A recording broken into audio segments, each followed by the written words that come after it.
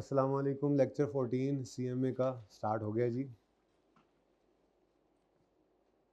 कल हमने बात की थी कि FOH की डिस्ट्रीब्यूशन शीट हम बनाते हैं। बजटेड FOH की बनेगी, अगर स्टार्ट पे खड़े हैं एक्चुअल की बन जाएगी, अगर एंड पे खड़े हैं, लेकिन बनती तो एक ही तरह से। तो इस FOH की डिस्ट्रीब्यूशन शीट में दो दफ़ा एलोकेशन करनी पड़ती है। एक हमारी प्राइमरी एलोकेशन होती है जिसमें हम कॉमन एक्सपेंसेस को प्रोडक्शन और सर्विस सभी डिपार्टमेंट्स में बांट देते हैं डिपेंडिंग ऑन कोई सूटेबल बेस की किसी सूटेबल बेस के ऊपर, या कभी कभी कुछ जो है वो गिवन भी होते हैं। ठीक है। प्राइमरी डिस्ट्रीब्यूशन के बाद यानी कि यहाँ तक जब हम पहुँच जाते हैं तो फिर अगला मसला हमें क्या आता है, हम कहते हैं यार सर्विस डिपार्टमेंट्स का तो OAR निकालना नहीं है, तो ये कॉस्ट जो है इस कॉस्ट को डिवाइड करना होता है ना बेस से, तो इनका तो OAR निकालना नहीं है, इसलिए इनकी कॉस्ट को ख़त्म कर दें, इनको भी क्या कर दें, प्रोडक्शन डिपार्टमेंट्स को ही एलोकेट कर दें। तो इसको कहते हैं सेकेंडरी एलोकेशन या allocation of SDs cost to PDs। ठीक है। तो ये दोबारा जो हम एलोकेशन करते हैं, ठीक है, उसके बाद ये ज़ीरो हो जाते हैं, बच जाते हैं सिर्फ प्रोडक्शन डिपार्टमेंट्स के FOH, उनको किसी मुनासिब बेस से डिवाइड करके हम OAR निकाल लेते हैं डिपार्टमेंट वाइज। ठीक है। अब ये जो allocation of SDs to PDs है, जिसको हमने सेकेंडरी एलोकेशन का नाम भी दिया था, इसकी डिस्कशन हमारी कुछ ज़रा तफसील से होना बाकी थी, जो हमने कल स्टार्ट कर दी थी, बल्कि एंड ही कर दी थी कल एक तरह से देखा जाए तो ये सेकेंडरी एलोकेशन है, इसके अंदर मैंने आपको फिर दो सिचुएशंस बताई थी। ठीक है जी, कि सेकेंडरी एलोकेशन में या तो सिर्फ PDs को SD सर्विस देते हैं या SDs दूसरे SDs को भी देते हैं। फिर अगली बात, जो दूसरे SDs को देते हैं उसमें फिर दो सिचुएशंस थी, नॉन रेसिप्रोकल होती हैं और रेसिप्रोकल होती हैं। तो ये कहानी हमने यहाँ पे डिस्कस की थी। ये सेकेंडरी एलोकेशन में आपके अगर तो SD सिर्फ PDs को सर्विसेज देते हैं, तो ऐसी सूरत के अंदर आपको कोई मसला नहीं है, सादा सा सवाल है, आपने जो सवाल के अंदर गिवन होती हैं बेसिस, उसी के ऊपर आपने बांट देना होता है SDs की कॉस्ट को PDs, जिसमें आपने क्वेश्चन 12 और 14 पहले कर रखा था, क्वेश्चन नंबर 16 मैंने आपको कल करवा दिया था। अब वो मैं याद नहीं रहा मुझे वो कॉपी करवाना, तस्वीर आपके बोर्ड की, खैर कोई मसला तो नहीं था उसमें। फिर मैंने आपको कहा था अगर SDs को भी सर्विसेज दे रहे हैं और PDs को भी दे रहे हैं सर्विसेज, तो ऐसी सूरत के अंदर दो सिचुएशंस हैं। अगर तो नॉन रेसिप्रोकल सर्विसेज है तो फिर तो ज़िंदगी आसान ही है कि आपने क्या करना है, आपने सीक्वेंस को फॉलो करना है, यानी स्टेप डाउन अप्रोच लेनी है, यानी जो ज़्यादा सर्विसेज दे रहा है आपने उसको पहले एलोकेट कर देना और इसी तरह से कम होते चले जाना यहाँ तक के सारे ही एलोकेट हो जाएं। तो ये आसान काम था। क्वेश्चन 17 भी हमने बोर्ड के ऊपर ही किया था।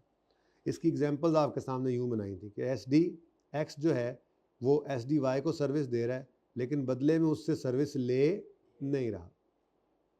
या यहाँ पे देख लें, SD1 जो है वो SD2 को सर्विस दे रहा है, लेकिन बदले में SD2 से सर्विस ले नहीं रहा। तो ये नॉन रेसिप्रोकल सर्विसिंग थी, इसमें हमने स्टेप डाउन अप्रोच फॉलो करनी होती है। 17वां सवाल कर लिया था 17 को। मसला आपका पहला दिन तो नहीं आज, समझ आ रही है? एक तो ये हाइब्रिड से भी कुछ बच्चे जब आए ना तो वही मिक्स हो गया, सारा गड़बड़ हो गई। अच्छा, और अगर रेसिप्रोकल सर्विसिंग है, मतलब SD1 ने SD2 को सर्विस दी और SD2 ने SD1 को सर्विस दी, रेसिप्रोकल। ठीक है, आप गिनती कर लो तो यहाँ पे भी 4 है, यहाँ पे भी 4 है, निशानी मैंने बताई थी। ठीक है, तो ऐसी सूरत के अंदर, या यूँ भी देख लें कि SDX ने SDY को सर्विस दी और SDY ने भी SDX को सर्विस दी, तो ये क्या बन गया, रेसिप्रोकल सर्विसिंग। तो ऐसी सूरत के अंदर सीक्वेंस तो फॉलो हो नहीं सकती। फिर यहाँ पे दो मेथड्स यूज़ हुआ करते हैं, एक रिपीटेड डिस्ट्रीब्यूशन मेथड, जिसमें हमने क्वेश्चन 18 का पार्ट 1 किया था। 18 ये था ना जी, इसमें हमने क्या कहा था, 1 रिपीटेड डिस्ट्रीब्यूशन कर दो, 2 साइमल्टेनियस इक्वेशन कर दो। तो 18 का 1 और अलजेब्रिक मेथड, तो ये 18 का 2 किया था। सीखते वक्त अलजेब्रिक मेथड सबसे मुश्किल लगा, लेकिन जब एक बार सीख लिया तो नतीजा क्या निकला कि अगर रेसिप्रोकल सर्विसिंग हो तो सबसे आसान ही यही है, क्योंकि आपको कैलकुलेटर पे इक्वेशन से आंसर वैसे निकालना आता है, इक्वेशन बनाना आपको आ गई, 1 मिनट का काम है, उसको बीच में डाल लें और फिगर निकल आती है। ठीक है, तो ये आपके सवाल यहीं पर चूँकि मौजूद हैं तो ये आपको मैं यहाँ से दिखा सकता हूँ। रिपीटेड डिस्ट्रीब्यूशन, आप किसी एक को पकड़ लें और फिर बारी बारी जो है वो तरतीब से चलते जाएं, तो यहाँ तक के एंड पे थोड़ा सा जब चौथे पाँचवें तक भी शायद ही कोई सवाल गया हो, तकरीबन तीसरे चौथे लेवल पे जाके ये ऑलमोस्ट नेग्लिजिबल हो जाता है। एंड पे आके क्या करना था, जब मैंने कर दिया था राउंड कर देना है आपने, ठीक है ना। तो रिपीटेड डिस्ट्रीब्यूशन में आप बार बार करते चले जाते हैं, जबकि साइमल्टेनियस इक्वेशन में आप दो इक्वेशन बना लेते हैं, ठीक है जी, एक्स और वाई की। एक्स की इक्वेशन बनाते हुए आप कहते हैं एक्स के अंदर अपना तो 100 पड़ा है, और सवाल से देखते हैं वाई ने एक्स को कितने % सर्विस दी। तो वाई ने एक्स को दी थी, यही सवाल था ना, नहीं, वाई ने एक्स को 10% सर्विस दी थी। तो आपने कहा जी एक्स के कॉस्ट में उसका अपना 100 और 10% ऑफ वाई होगा, तो आपने ये 10% ऑफ वाई ऐड कर दिया, एक इक्वेशन बना ली। ऐसे ही वाई के लिए आपने कहा वाई का अपना 60 होगा, और फिर एक्स में जाकर देखा था कि एक्स ने 20% सर्विसेज वाई को देनी है, तो हमने कहा वाई की अपने एक्सपेंसेस होंगे 60 और 20% जो है वो एक्स के भी उसको एलोकेट होने हैं, तो 60 + 20% ऑफ एक्स आपने यहाँ ले लिया। तो ये दो इक्वेशंस बन गई थी। इनको मैंने तो कल आपको बचपन की तरह से सॉल्व करके दिखा दिया था, लेकिन कैलकुलेटर के ज़रिए आप इसको डायरेक्ट भी निकाल सकते हैं। ये एक्स हो गया और ये वाई हो गया। ये वो फिगर्स हैं जिनको आप डायरेक्ट करके एलोकेशन 0 तक पहुँचा सकते हैं, ठीक है। सॉरी,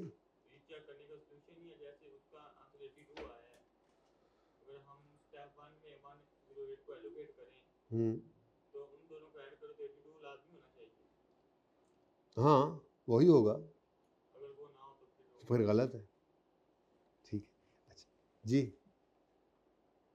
यहाँ तक कोई मसला नहीं है। अब देखो तो टेक्निकली स्पीकिंग सिर्फ रह गया है अंडर ओवर निकालना एंड पे जाके। एंड पे एक्चुअल एफओएच आ जाते हैं, जिनकी शीट भी बिल्कुल ऐसे ही बनती है, एलोकेशन की बेसिस भी यही यूज़ हो रही होती हैं। अगर कभी करना पड़ जाए एक्चुअल एफओएच आके तो उनको बांटना है। और ये वाला डिस्ट्रीब्यूशन वाला भी एसडीज की सेकेंडरी एलोकेशन, ये भी बिल्कुल ऐसे ही है, कुछ चेंज नहीं होना। इसलिए वो भी आप उस एंड पे भी आप इस वक्त सीख चुके हैं ऑलरेडी। तो रह गया है सिर्फ अंडर ओवर एब्जॉर्ब का। बेसिकली ना इसके तकरीबन कोई मिला जुला कर 4 को लेक्चर, 3.5 से 4 लेक्चर अब रहते हैं, जिसमें से एक आज और एक कल हो जाएगा, और एक फिर ईद के बाद जब जुमा और हफ्ता होगा उस पर हो जाएगा। उसके बाद फिर मंडे से नया टॉपिक शुरू हो जाएगा, ठीक है। तो जो बच्चे अब घर में बैठे हैं, अल्लाह करे वो लेक्चर्स ले रहे हों, क्योंकि बड़ा इंपॉर्टेंट टॉपिक है। और जो ये समझ रहा है कि एफओएच का टॉपिक है तो कोई बात नहीं, बाकी अगले से शुरू कर लेंगे, इसको देखेंगे। तो अगले कैसे शुरू करेंगे, इसने नहीं चलने देना आपको। ये क्यों करवाया जाता है बेसिक्स के बाद, मैं मतलब क्यों करवाता हूँ, क्योंकि मुझे नज़र आ रहा है आगे एबीसी तो है ही इसी का पार्ट समझो, और जो मार्जिनल अब्जॉर्प्शन इसके बाद शुरू करना है वो ये समझ होगी तो उसकी समझ आएगी। जो यहाँ पे पैड़े वो फिर वहाँ भी पैड़े, ठीक है। तो अब अल्लाह करे अगर आप लोगों के जो है वो कांटेक्ट में ऐसा कोई बच्चा हो, आपको कोई दोस्त हो, कोई कज़न हो, कोई बहन भाई हो, जो घर पे बैठ के पढ़ रहे हैं, अल्लाह करे पढ़ रहे हो, वो इसको इंश्योर करना है आपने, उन्हें ये बताना है आपने, ठीक है, कि ये बहुत ही ग्रेव सिचुएशन है अगर आप ना पढ़ के आए तो, ठीक है। अच्छा जी, उसके बाद मैंने आपको 19 दिया था। किताब वैसे आ जाएगी ज़ोहर के बाद, वो जो बुकलेट है, तो अगर ज़ोहर तक आप लोग उस वक्त तक हों, पता कर लीजिएगा जाते हुए घर एक बार, नहीं तो फिर कल आप आएंगे तो आपको मिल ही जाएगी। बाकी आपको मैंने सॉफ्ट फॉर्म के अंदर चूँकि पूरा चैप्टर भेज दिया था, और ये भी आता रहेगा, चैप्टर जो शुरू होगा सॉफ्ट फॉर्म में वो आपको आ जाया करेगा, ठीक है। एंड पे आपके पास सॉफ्ट फॉर्म में भी सारे नोट्स मौजूद होंगे, तो वो सॉफ्ट फॉर्म के अंदर आपके पास जो है वो सॉल्यूशन मौजूद थे, इसलिए मैंने भेजे नहीं। तो कोई मसला तो नहीं है इससे, पक्की बात है। चले, 19 क्वेश्चन कितने बच्चों ने अटेम्प्ट किया था? आंसर देखा सही हो गया था, नहीं अटेम्प्ट किया? आंसर देखना होता है, मतलब मैंने ये कहा है एक बार सवाल पूरा करने तक सॉल्यूशन नहीं देखना। जब एक बार पूरा हो जाए फिर चेक तो कर लो अल्लाह के बंदो और बंदियों कि आपने सही तो किया है, ठीक है। तो चेक करना है, करने के बाद कर लेना है, ठीक है। और उसमें भी मैंने आपको सहूलत क्या दी हुई है, पैकेज क्या है आपका लगा हुआ, पैकेज कौन सा लगा हुआ है? 70% से ऊपर अगर सही है तो फिर दोबारा करने की ज़रूरत नहीं है, लेकिन देख लो क्या गलती है, और इंशाअल्लाह अगली बार जब वहाँ पहुँचोगे तो ये ये गलती नहीं होगी, ठीक है, अल्लाह ने चाहा तो। वरना कोई नहीं, हमने कौन सा एक रिवीजन करनी है, अगली बार भी होगी तो उससे अगली बार नहीं होगी, नहीं तो उससे अगली बार नहीं होगी, अल्टीमेटली पेपर तक तो गुंजाइश निकल ही जाएगी, ठीक है। ओके, क्योंकि मैंने आपको बताया था हमारी अप्रोच ये होगी, जैसे अब एफ खत्म हो जाना है, आगे ABC कॉस्टिंग शुरू होना है, वो 2 से 3 दिन में हो जाता है, छोटा सा टॉपिक है, ठीक है। वो 2-3 दिन में करके 4 दिन लग जाए मैक्सिमम, यही होगा। फिर हम मार्जिनल एब्जॉर्प्शन पे चले गए। अब मार्जिनल एब्जॉर्प्शन पे 8-10 दिन, 7-8 दिन जितने भी लगने हैं वो लगेंगे, तब तक आपको लगना शुरू हो जाएगा एफ कहीं भूल तो नहीं गया। चलो शायद वहाँ पे भी ना लगे, आप चले गए, उसके बाद हम शुरू करते थे टारगेट कॉस्टिंग, 2-3 दिन का छोटा सा टॉपिक है, उसके बाद फिर हम डिसीजन मेकिंग स्टार्ट कर देते हैं। अब डिसीजन मेकिंग में जब को 10-15 दिन गुजरेंगे तो आप कहोगे हैं एफ भी कुछ होता था, अच्छा मार्जिनल एब्जॉर्प्शन भी किसी चिड़िया का नाम था। तो वहाँ पे जाके फिर आपको ये अप्रोच यूज़ करना पड़ेगी जो मैं आपको बताऊंगा। हर टॉपिक के ख़त्म होने पर 32 सवाल है ना, 32-33 सवाल अगर हैं तो उसमें से मैं आपको 5-7-8 सवाल, 10 सवाल, मैक्स 5-7 सवाल या 8 सवाल ये निकाल के दे दिया करूँगा हर टॉपिक में से। ये आपका रिवीजन मटेरियल हुआ करेगा। तो ऐसे ही 2 हफ्ते बाद जाके कहीं आप याद आया यार एफ भी होता था, क्या करें, किसी वीकेंड पे बैठना है और उस 8-10 सवाल जो हैं टोटल उनको एक सीटिंग में बैठ के कर देना है, वो टॉपिक रिवाइज हो गया। ऐसे ही महीने बाद फिर ख्याल आ गया एफ का, चलते चलते फिर कर दिया। जिस टॉपिक ऐसे करते रहेंगे तो एंड तक जाते जाते आपका बेहतरीन तैयार होगा ये पर्चा। और एंड वाली जो रिवीजन करोगे, एक तो आखिरी महीने में ज़्यादा बोझ नहीं होगा, और भी पेपर होते हैं, इसकी रिवीजन अच्छे से भी करोगे और पर्चे के अंदर भी इंशाल्लाह अच्छा परफॉर्म कर जाओगे। तो ये करना है। इसको मैं फिर करवाऊँ या रहने दूँ? कोई बच्चा एक भी कह देना मुझे कि करवाएं तो मैं करवा दूंगा। करवाऊँ ये सवाल? सारे ना आपस से डिसाइड करके आ रहे, नहीं कहना नहीं, करवा देना नहीं, है ना। आमिर भाई आपने क्यों हाथ खड़ा किया? करवाऊँ? ओके 20th पे आए। अच्छा एक तो सोल्यूशन नहीं, मैं कर ही देता हूँ ये फिर, ठीक है ना। इसको ना, इसका सोल्यूशन नहीं था बेटा किताब में ना, वो नोट्स आपको जो दिए हैं ना उसमें, ये ज़रा बेटा करेक्शन कर ले, मैं फिर भूल गया इसको करेक्ट करना। असल सवाल अगर आप देखेंगे ना, ये ऑटम 14 तो खैर आपको शायद ना मिले पास पेपर, तो मेरे पास ही पड़े हुए हैं। असल सवाल आपको मैं दिखा देता हूँ अगर आप कहते हैं तो। ये देखें ना, ये यहीं पर ही पड़ा होगा।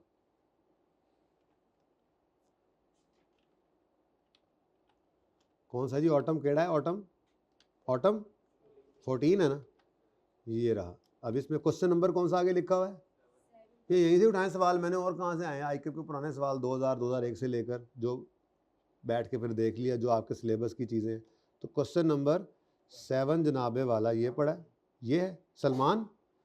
और देखो अब इसके अंदर ना, यहाँ पे किधर गया सवाल हमारा, ये other related data is as follows के अंदर ये गलती से ना यहाँ पर एक कॉलम इन्होंने डाल के, तो ये रुपीज़, असल में मैंने वो टेबल शायद कॉपी किया था, जिनको मैंने कहा था ना कि ये डाल देंगे, जब वो शुरू में पहली बार डाले थे। तो ये वो शुरू वाले ही, हर दफ़ा कहता हूँ करेक्शन कर लें, और अगली बार नियत करता हूँ कि नोट्स में करूँगा लेकिन रह जाती है, जैसे अब आपकी फिर रह गई है। तो कर लीजिएगा इसको, ठीक है। ये रुपीज़ इन थाउजेंड्स नहीं है, ओके।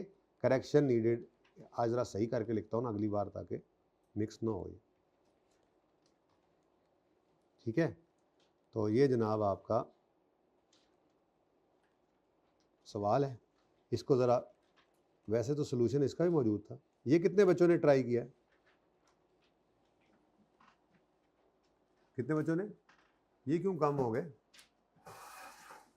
अच्छा करना जल्दी है, ठीक है, करना जल्दी से है, ठीक है। पहले वाले में तो दोनों मेथड्स आपने, नहीं इसमें क्या था, अलजेब्रिक था, और इसमें क्या है जी, रिपीटेड डिस्ट्रीब्यूशन। चलो अच्छी बात है, ये कर लेते हैं। फिर 21 भी होमवर्क में था, 22 नहीं था? अच्छा अच्छा अच्छा अच्छा अच्छा, एक मिनट ज़रा पॉज करें, अहमद को बुलाएं ज़रा जल्दी से। अच्छा जी आ जाए फिर क्वेश्चन नंबर 20, करना फटे फटे है, ठीक है जी।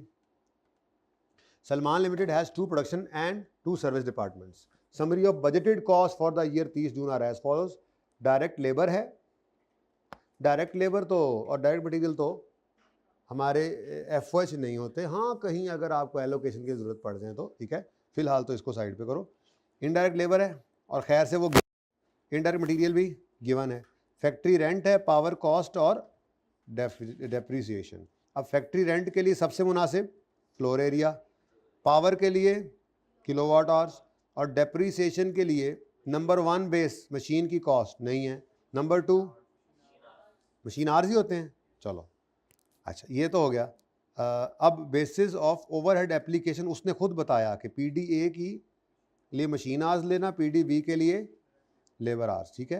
अच्छा ये खुद बता रहा है, अगर खुद ना बताता तो इधर देखें ना, यहाँ पर ओ ज़रा ध्यान से देखो, direct labour hour per unit है, इसको ज़रा मल्टीप्लाई करेंगे तो टोटल आएगा, इसको मल्टीप्लाइड बाय दिस करोगे तो इज इक्वल टू 2250 इंटू 20 करो 45,000, और यहाँ पर 38 पर यूनिट है ना, तो कितने यूनिट बनाए 800, ये कितना आया 30। अब दोनों जगह पे आप देखें तो डायरेक्ट लेबर आवर्स बहुत ज़्यादा थे, ऐसा ही है। तो अगर ये ना जी 3 0 ही हैं, मेरी आंखों से देखें, ठीक है। तो अगर सवाल चुप होता तो हम खुद क्या सेलेक्ट करते, डायरेक्ट लेबर, क्योंकि दोनों जगह पे डायरेक्ट लेबर आवर्स ज़्यादा थे, हम कहते लेबर इंटेंसिव है। लेकिन अब ये होने के बावजूद हम पाबंद हो चुके हैं, उसने खुद ही जो कह दिया, इधर शायद ज़्यादा क्रिटिकल काम मशीनों पे होता होगा, किसी वजह से कह दिया, उसने कह दिया, तो अब हमने हमारी क्या बहस उसके साथ, ठीक है, सही है, चले। अच्छा, उसके बाद एस एलोकेट करता है cost of service departments repeated distribution से, ठीक है जी।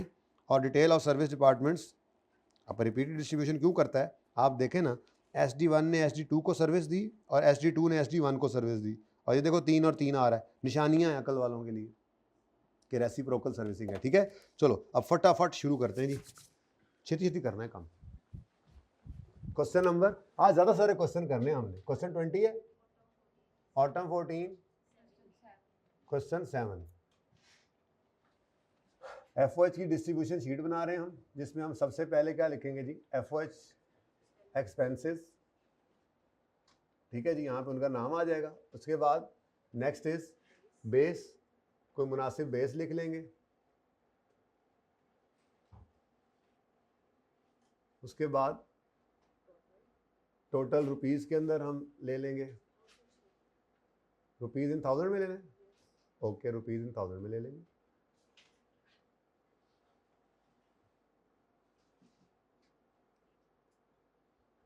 टोटल नहीं लिखा मैंने, चलो ऊपर लिख देता हूँ टोटल, और ये रुपीज़ इन 1000, ठीक है जी। उसके बाद 2 प्रोडक्शन डिपार्टमेंट्स हैं और 2 सर्विस डिपार्टमेंट्स, नाम क्या क्या है इनके, AB, PDA और PDB, यही बस मुश्किल काम लगता है मुझे। उसके बाद ये जनाब हमारे प्रोडक्शन डिपार्टमेंट्स हैं,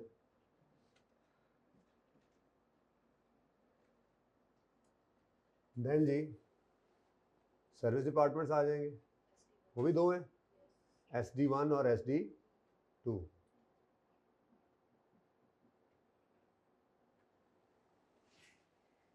दे दो कॉपीज, किसका इंतजार देते जाना, खैर है चलने दो, पता नहीं काम आएंगे या नहीं, चलो खैर कॉपी तो दे दो। बच्चे पहले भी नाराज़ हो रहे हैं, सर किस्तों में देते हैं आप।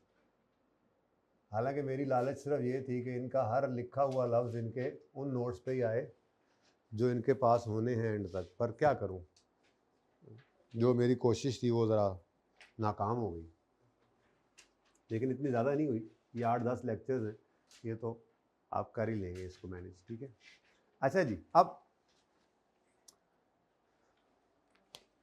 डायरेक्ट मटेरियल डायरेक्ट लेबर को साइड पे करो, इनडायरेक्ट मटेरियल इनडायरेक्ट लेबर को उठाओ, गिवन है ये दोनों, तो इनडायरेक्ट लेबर ये 1900, 600, 50, 20 इनडायरेक्ट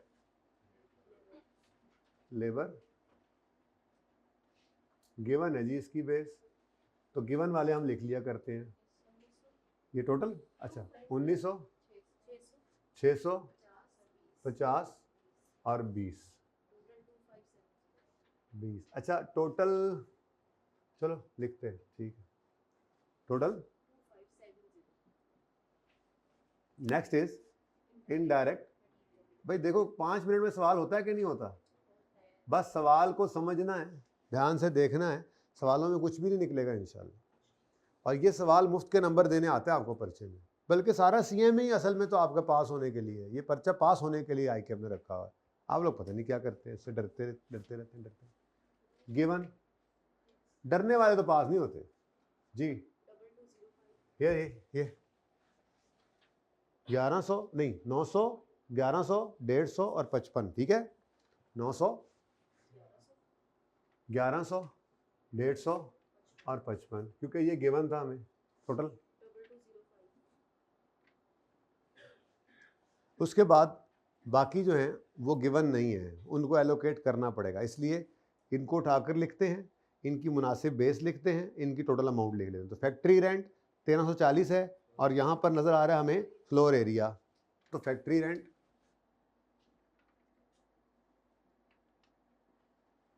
फ्लोर एरिया की बेस पे हम बांटेंगे। टोटल क्या है? 40। ठीक है जी। अच्छा, ये अब कैलकुलेटर नहीं उठाना, अभी पता है ना, ये एंड पे उठाएंगे। Next, power cost 15 kilowatt hours, thousands में। ओके, थाउजेंड में तो हो नहीं सकते वैसे, चलो खैर। क्या है जी? पावर कॉस्ट जी, किलोवाट आवर्स 15। नेक्स्ट, डेप्रीसिएशन 3500, और हमें कॉस्ट कहीं नज़र नहीं आ रही, मशीनों की डेप्रीसिएशन है, ये भी नहीं लिखा हुआ भाई। अगर बिल्डिंग की डेप्रीसिएशन हुई तो बोलो, अरे बोलो।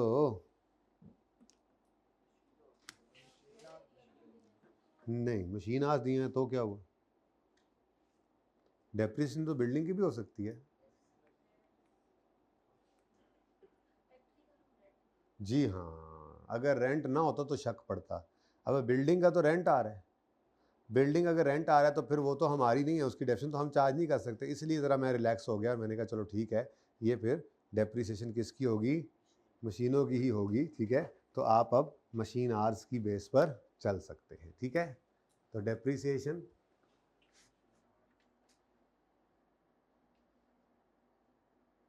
मशीन आवर्स,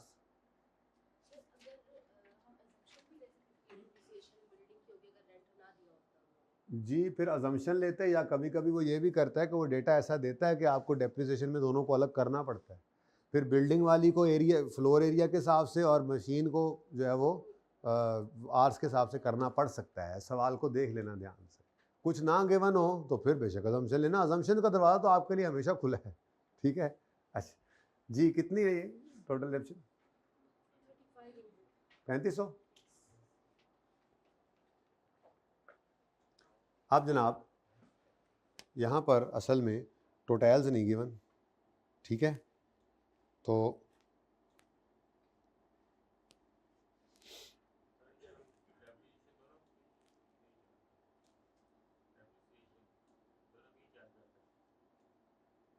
ज़रूरत नहीं है, क्या करना है दोनों को चार्ज करके। आपने घर पे ये बात सोची भी थी, मैंने बता ही दिया, तो चलो अब जाने दो। अच्छा जी, टोटल नहीं है, इधर टोटल कर लें। मुझे फ़िलहाल ये चाहिए सबसे पहले, क्या चीज़? फ्लोर एरिया 5 जमा 4 जमा, ज़बानी भी कर सकते हैं आप, ठीक है, 5000 जमा 4000 जमा 500 जमा 500, कितना बनता है? 10,000। तो हम यहाँ पे आकर 3500 को डिवाइड करेंगे 10 से, सॉरी 1340 है, मैं समझ गया जी, 1340 थाउजेंड में है ना, इसको डिवाइड करेंगे 10 से, 10 से, सिर्फ 10 से मल्टीप्लाई करेंगे। कहाँ है सवाल बेटा? ज़रा एकदम मुझे बता देना, उंगली लगा के, कहाँ पे है सवाल? ये है बस, ठीक है ठीक है जी। डिवाइड करेंगे इसको 10 से और मल्टीप्लाई करेंगे 5 से, आंसर नेक्स्ट। डिवाइड किया हुआ है आपने ऑलरेडी 10 से, मल्टीप्लाई करेंगे 4 से, 5, उसके बाद 67 और 67 बराबर है 15 किलोवाट आवर्स हैं। ठीक है जी, किलोवाट आवर्स आपके पास हैं 800 जमा 600 जमा 50 जमा 150, ये कितना बन गया? 800 और 800 1600, 1600। अब 15 डिवाइड बाय 1600 मल्टीप्लाइड बाय 800, आधा हो गया ना जी। 758 कर दो ना यार, माफ़ी दे दिया करो कभी। 0.5 से भी कोई फ़र्क नहीं पड़ता, जिसने 0.5 लिखा एंड पे उसका आंसर भी ठीक है, ये भी ठीक। ओके नेक्स्ट 568, कहीं पे आगे जाके बस बराबर कर देना इसको, कोई मसला नहीं, ठीक है जी। और 448,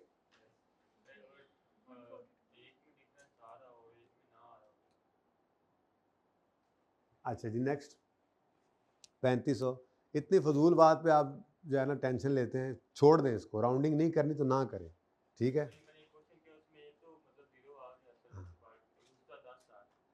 तो आगे चल पड़ो एक स्टेप, रिपीटेड डिस्ट्रीब्यूशन, एक स्टेप आगे चले जाओ, हो जाएगा 0। तो फिर वो गलत हुआ, कौन सा सवाल था?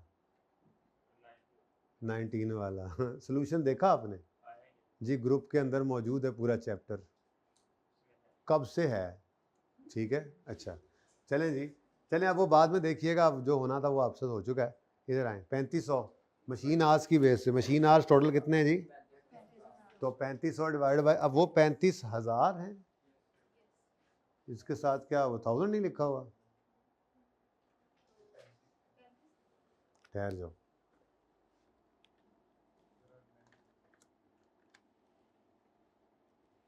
पूरे ही हैं, ठीक है।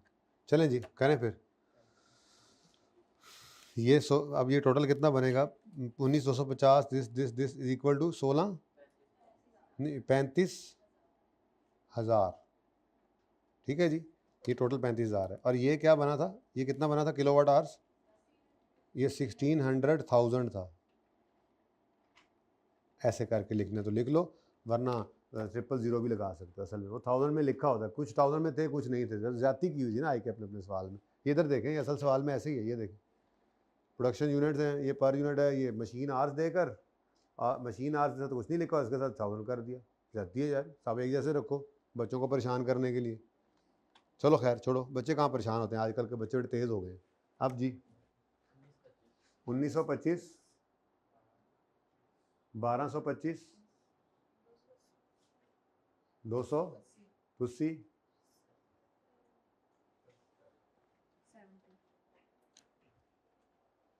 ले जी। और कोई चीज़ बची है जी? और कुछ बचा? और बच्चा कुछ बच्चा नहीं बच्चा, बस फिर इसको टोटल करें और फिर एस डी को एलोकेट करते हैं, ठीक है। तो जी बताएं जी, PD1 PD2 इस सब की टोटल बताते जाए जल्दी जल्दी। इसकी टोटल करने की फिलहाल जरूरत नहीं, अगर कहीं OAR सिंगल मांग लेगा तो टोटल कर देंगे, वरना क्या ज़रूरत है, वक्त बचाएं, ठीक है ना जी। PDA 61, PDB SD1 SD2 354, ये आ गया हमारे पास टोटल FOH, ठीक है जी। लेकिन अभी ये टोटल FOH जो है ये प्रोडक्शन और सर्विस दोनों के पास पड़े हैं। अब हमने सर्विस वालों को क्या करना है, उड़ा देना है, ठीक है। तो सेकेंडरी एलोकेशन करेंगे हम, या एलोकेशन ऑफ SDs जो भी लिख दिया करें, allocation of SDs to PDs। पर्चे में नहीं ऐसे SDs PDs लिखना, सेकेंडरी एलोकेशन लिख देना बस काफ़ी है, अगर कम ही लिखना हो, ठीक है। अब चूंकि रेसिप्रोकल सर्विसिंग है, तो या तो सवाल चुप हो तो मर्जी करेंगे, या सवाल खुद से रिपीटेड डिस्ट्रीब्यूशन या अलजेब्रिक में से कोई एक करवा सकता है। इस सवाल में उसने क्या बोला, रिपीटेड डिस्ट्रीब्यूशन कर दो, तो ठीक है शुरू हो जाओ, फिर SD1 से शुरू हो जाओ, 30, 65 और 5। तो SD1 30, 65, 5। अब SD1 को बांटो जी,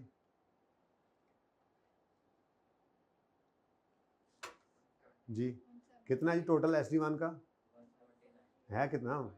594, यहाँ से निकल गया जी 386, और 5% इसका 30, ठीक है जी। उसके बाद बारी आ जाएगी जी SD2 की। अब SD2 की एक बार परसेंटेज देखा है सवाल से जाके, फिर दोबारा सवाल में जाने की जरूरत नहीं पड़ेगी।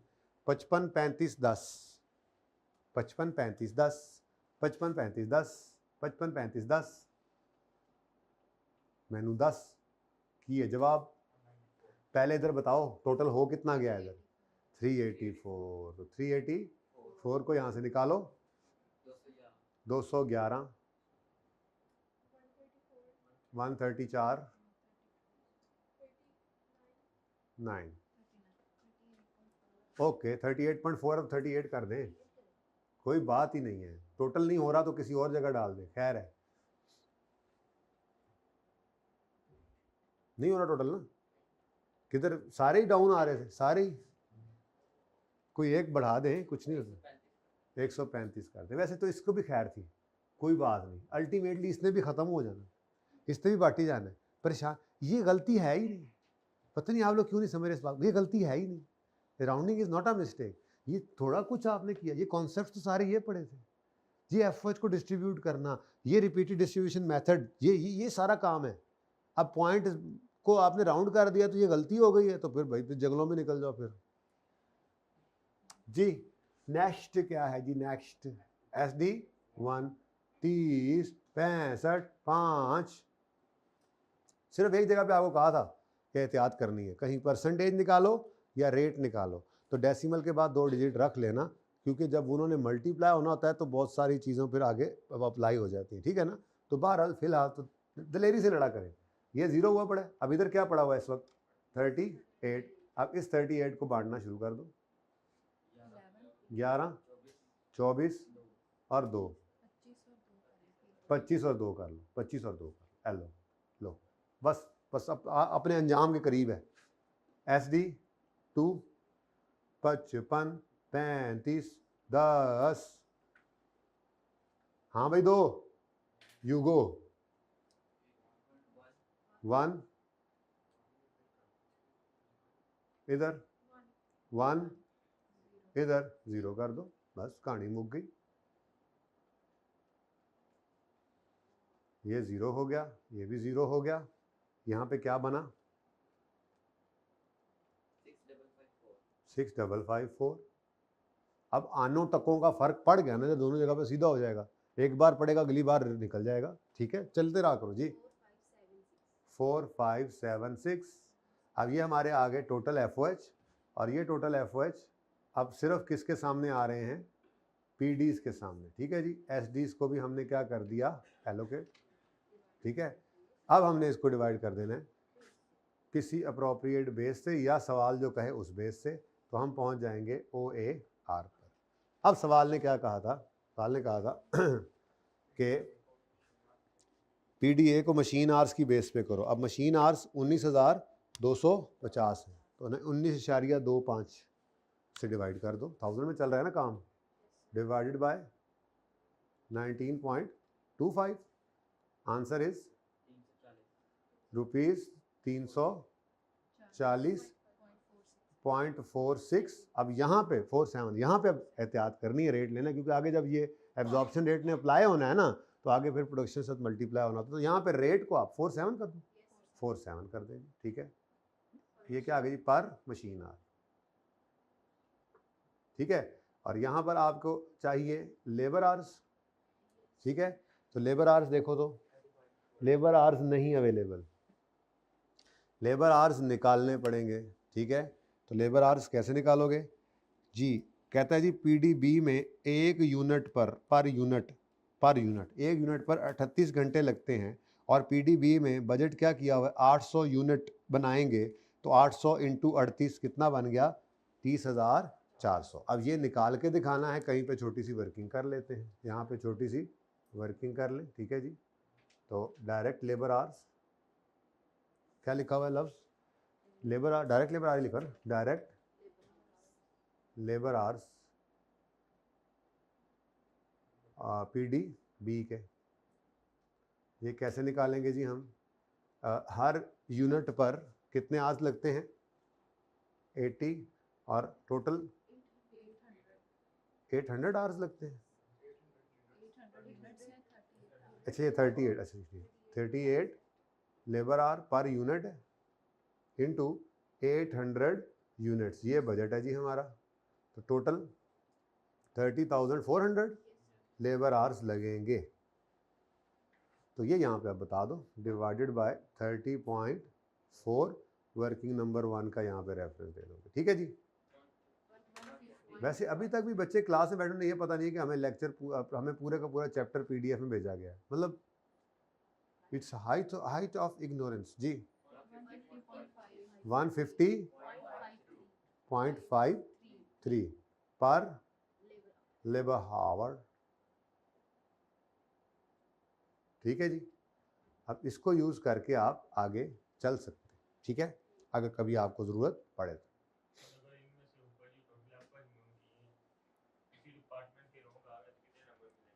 बेटा वो फिर करके देखना, मैं फिर पेपर में बता दूंगा टेस्ट में आपको।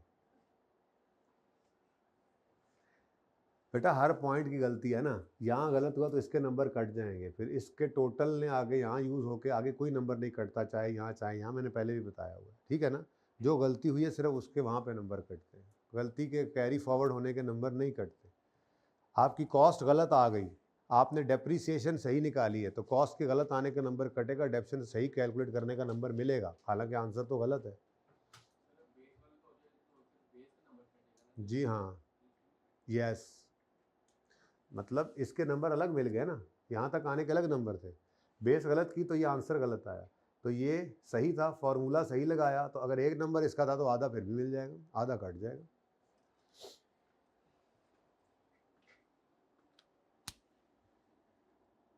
इसके लिए कल जुमातुल मुबारक पे आप अपना पहला टेस्ट देंगे तो आपको पता लग जाएगा। अच्छा वैसे ईद वाला जो वीक है ना, उसमें टेस्ट तो होना कोई नहीं मेरे ख्याल में, तो चूँकि नहीं, तो चूँकि आप लोगों का टेस्ट नहीं हुआ, अगर जुमे को आ जाएंगे तो आते साथ ही टेस्ट फिर कर लेंगे। बहरहाल मैं देख लेता हूँ, ये मैंने आज करना है, आज कल वाले जुमे पे करना है या अगले जुमे पे, क्योंकि जुमे वैसे उस वीक में शायद टेस्ट ना हो तो आपका कर लेंगे, क्योंकि इसमें टेस्ट हो रहे हैं तो आपने नहीं देना अगर, तो हैं ऐसे थोड़ा ही है। बहरहाल होपफुली कल ही होगा, लेकिन देखते हैं, कल बच्चों ने घर भागना होगा ना, इसलिए मैं सोच रहा हूँ कि बेहतर देखो, खाना पूरी तो नहीं ना करनी, आप लोग टेस्ट नहीं देंगे तो वो सोटी नीचे वाली क्लास में पड़ी हुई है, वो मैंने फिर ऊपर मंगवा लेनी है, ठीक है। तो इंशाल्लाह आपको आप अगर गोस्ट ऑफ लेग्स साबित होंगे, टॉक्स नहीं मानेंगे, तो फिर आपको आपके साथ जो है वो लेग्स को ही यूज़ करते हुए आपको टेस्ट दिलवा लिए जाएंगे, ठीक है। आप बस आने वाले पढ़ा लूँगा मैं इंशाल्लाह। अच्छा ले जी, कम हो गया पूरा, डिपार्टमेंटल ओवरहेड एब्जॉर्प्शन रेट निकल आया, 21 पे आ जाए जी। 21 कितने बच्चों ने अटेम्प्ट किया? ओके, को मसला हैं, सारे ही करवा लो फिर। चलो फिर एक काम करो, वैसे मैंने सोचा था मैं एजफा वाला सवाल करवा के फिर जाऊंगा उस पे अगले पे, जो मेरा फेवरेट सवाल है, ठीक है। तो ये तो मैंने करवाना ही है, अब भाई की फरमाइश पर मैं पहले ये करवा देता हूँ, ठीक है जी, और फिर एजफा आप होमवर्क में आज कर लें, मैं जायका करवाता हूँ आपको, जायके के बाद हाईवे भी आपको करना पड़ेगा, इसमें अंडर ओवर को चलो देखते हैं, वहाँ पहुँचे तो सही पहले, ठीक है। फिलहाल एजफा आपका होमवर्क हो गया है, और इसको मैं ओके कर दूँ, ओके। चलो अभी मैं अब उधर नहीं जा रहा, फिलहाल ये सवाल यहीं कर लेते हैं, फिर आप तब तक वो मिटवा दीजिएगा। पार्ट 2 का वक्त भी आ गया इतनी जल्दी, फिर जायका ही कर लेते, चलो जल्दी जल्दी ये कर लेते हैं, आप पार्ट 2 शुरू करें।